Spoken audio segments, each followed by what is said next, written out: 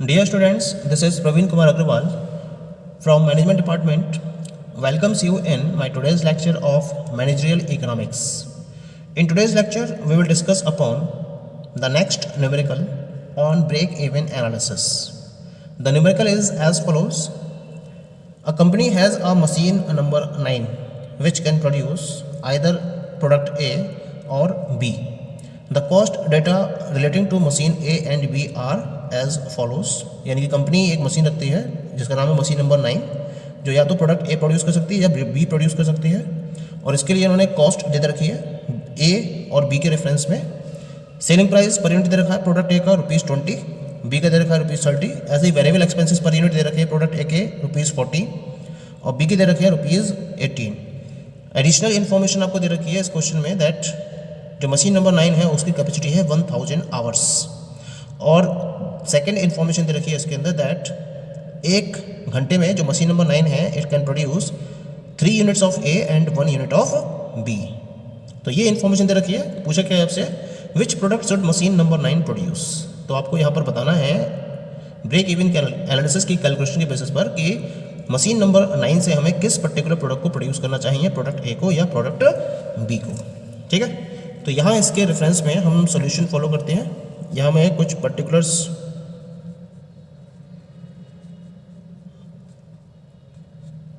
को नोट करूँगा इन reference of product ए, और यहाँ मैंने लिखा प्रोडक्ट बी. ठीक है, पर्टिकुलर्स में पहले लेके चलते हैं हम इसका. The very first one is the selling price per unit. इसका दे रखा है ₹20 और प्रोडक्ट वी के रेफरेंस में दे रखा है आपको ये ₹30. That is given to you. Second हम लेके चलते हैं इसके वेरिएबल कॉस्ट पर यूनिट. इसका दे रखा है ₹14 और इसका दे रखा है ₹18. ठीक है, अब हम निकालेंगे इसके हेल्प से कंट्रीब्यूशन पर यूनिट, और कंट्रीब्यूशन पर यूनिट का फॉर्मूला क्या बन जाएगा, sale price minus variable cost.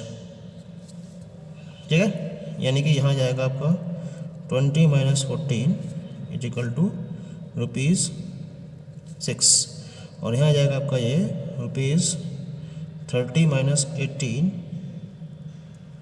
यानी कि ये आएगा आपका ₹12. ठीक है, ये आपका कंट्रीब्यूशन पर यूनिट हो गया प्रोडक्ट ए का और प्रोडक्ट बी का. अब हम बात करते हैं यहाँ पर एडिशनल इन्फॉर्मेशन की. एडिशनल इन्फॉर्मेशन आपको दे रखी है कि जो मशीन नंबर 9 की कैपेसिटी है वो 1000 आवर्स है, और दूसरा जो मशीन नंबर 9 है वो ए के 3 यूनिट्स और बी के 1 यूनिट को प्रोड्यूस कर सकती है. तो हम पर यूनिट के हिसाब से इसका कंट्रीब्यूशन निकाला है. अब हम पर आवर के बेसिस पर इसका कंट्रीब्यूशन निकालेंगे. ठीक है, अब हम निकालेंगे कंट्रीब्यूशन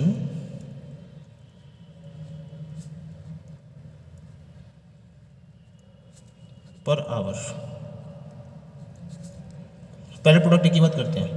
प्रोडक्ट ए में कंट्रीब्यूशन कितने का है, ₹6 का, और 1 घंटे में कितनी यूनिट्स बन रही है उसकी, है ना, ए की 3 यूनिट्स. तो कंट्रीब्यूशन कितना जाएगा इसका टोटल 3 × 6, यानी कि इसका कंट्रीब्यूशन पर आर के बेसिस पर आ गया ₹18. ठीक है, ऐसी बात करते हैं बी की. बी की 1 यूनिट प्रोड्यूस किया रही है तो इसका कंट्रीब्यूशन पर आवर आ गया 1 × 12 यानी कि ₹12. तो 1 घंटे में ₹12 का कंट्रीब्यूशन दे रहा है प्रोडक्ट बी और ₹18 का कंट्रीब्यूशन दे रहा है प्रोडक्ट ए. ठीक है, ये बात भी क्लियर हो गई हमें. अब जो मशीन नंबर 9 है उसकी कैपेसिटी कितनी है, 1000 आवर्स की. तो कंट्रीब्यूशन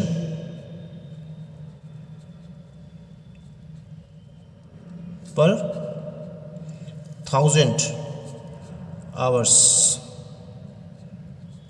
कितना जाएगा इसका ना, इसका जाएगा 18 × 1000 यानी कि ₹18,000 का हुआ contribution. This is in reference of product ए. ऐसे ही प्रोडक्ट बी की बात करेंगे तो 12 × 1000 ये कितना आ गया, 12,000 आ गया, ठीक है। यानी कि ए का जो कंप्लीट कंट्रीब्यूशन आया वो आया 18,000 रुपये, जबकि बी का जो कंप्लीट कंट्रीब्यूशन आया वो आया 12,000 रुपये। इसमें से प्रोडक्ट ए का कंट्रीब्यूशन ज़्यादा है, तो हम यहाँ डिसीजन फॉलो करेंगे कि जो कंपनी है उसको मशीन नंबर 9 की हेल्प से प्रोडक्ट बी को प्रोड्यूस करना चाहिए, ठीक है। तो हमारा जो रिजल्ट निकल कर आया वो रिजल्ट है that product A should be produced by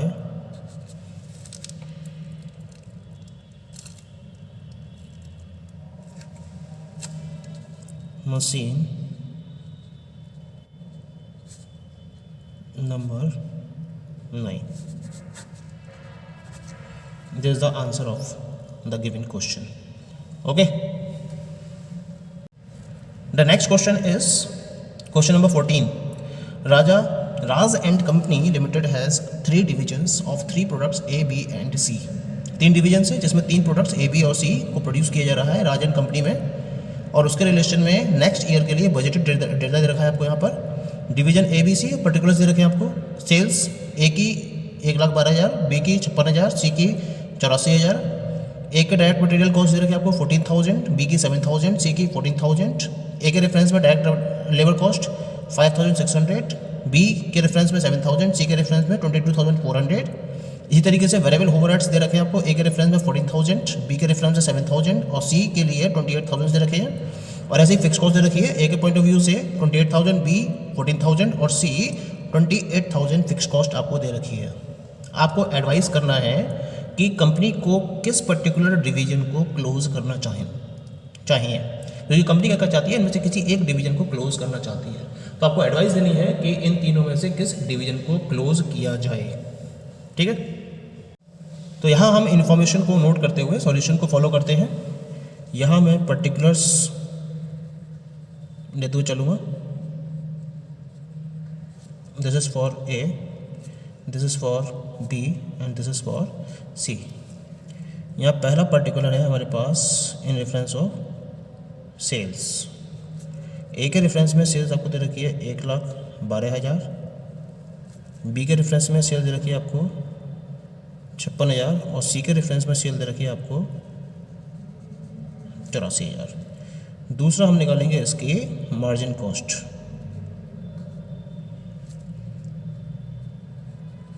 margin cost में क्या होगा, पहले एक ही बात करते हैं, इसके डायरेक्ट मटेरियल, डायरेक्ट लेबर और वेरिएबल ओवरहेड, इन तीनों को जोड़ देंगे, ठीक है। जोड़ते हैं इसको, 14,000 और 14,000 28,000, 28 और 5 33,600। तो जो इसका वेरिएबल जो उसकी मार्जिन कॉस्ट आएगी वो हो जाएगी 33,600। समझ में आ गया। फिर से बता देता हूँ, हम इसके डायरेक्ट मटेरियल, डायरेक्ट लेबर और वेरिएबल ओवरहेड को ऐड कर देंगे।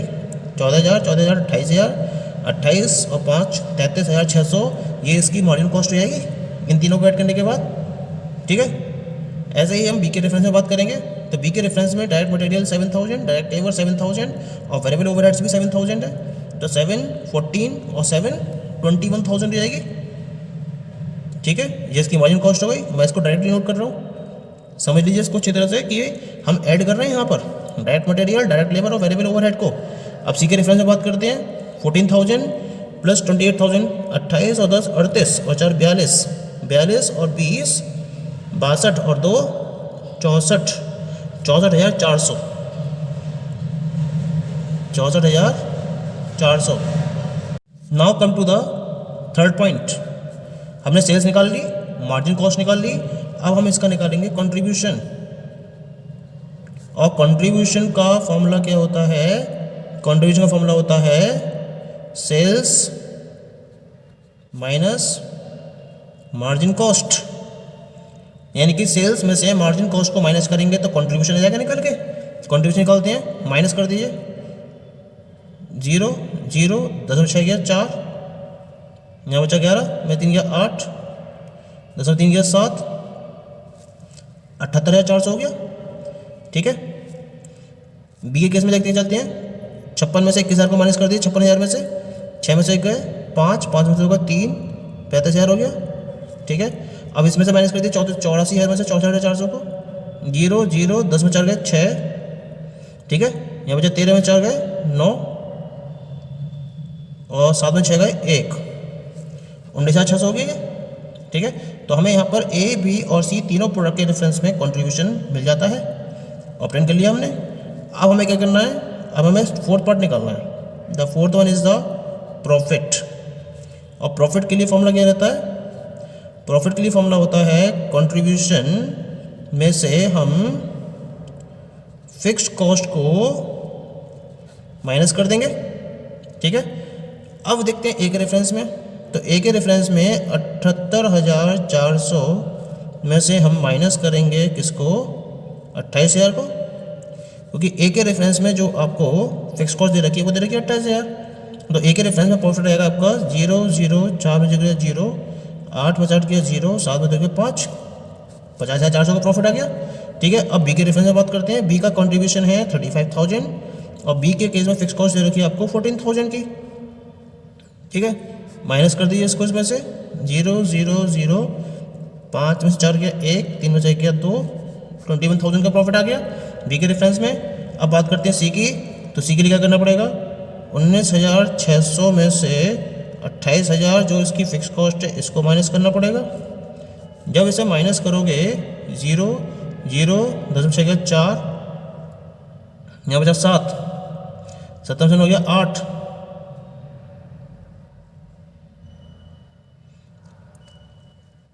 8400, ये किसका आया, माइनस का।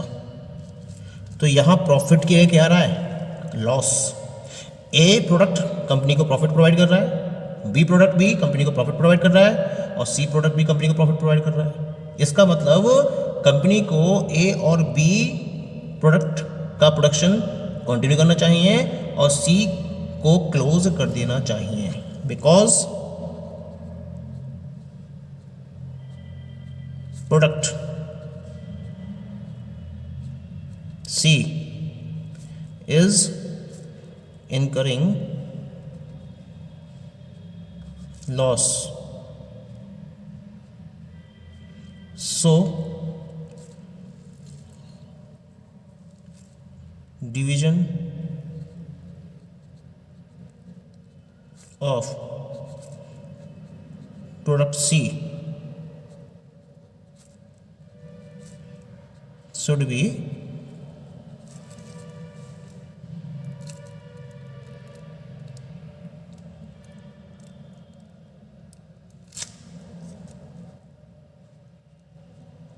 closed.